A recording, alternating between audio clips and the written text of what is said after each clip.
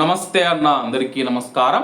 కువైట్లో ఈరోజు జూలై 16వ తేదీ నుంచి జెమినీ సీజన్ యొక్క రెండవ దశ ప్రారంభం కానుందని చెప్పేసి వాతావరణ శాఖ తెలిపింది. అలాగే ఈ యొక్క రెండవ దశ 13 రోజుల పాటు ఉంటుంది.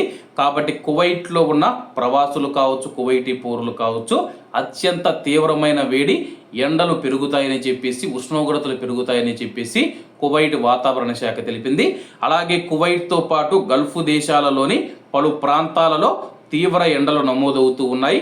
కొన్ని ప్రాంతాలలో గరిష్ట ఉష్ణోగ్రతలు 40 డిగ్రీల చివరి స్థాయిని దాటి 53 డిగ్రీల సెల్సియస్కు చేరువయ్యే అవకాశం ఉందని చెప్పి అధికారులు తెలుపుతూ ఉన్నారు.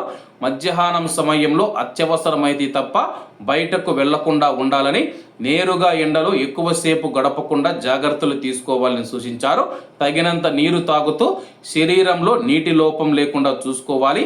ముఖ్యంగా వృద్ధులు, చిన్నారులు, గర్భిణీ స్త్రీలు, బహిరంగ ప్రదేశాలలో పనిచేస్తూ ఉన్న ప్రవాస కార్మికులు ప్రత్యేక జాగ్రత్తలు పాటించాలని చెప్పి అధికారులు విజ్ఞప్తి చేశారు.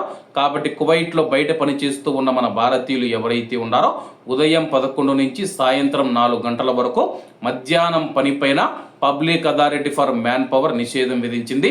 ఒకవేళ ఎవరైనా యజమానులు బహిరంగ ప్రదేశాలలో, ఎండ నేరుగా తగిలే ప్రదేశాలలో మధ్యాహ్నం పూట పని చేయమంటే కానీ మీరు పని చేయమని చెప్పేసేయండి.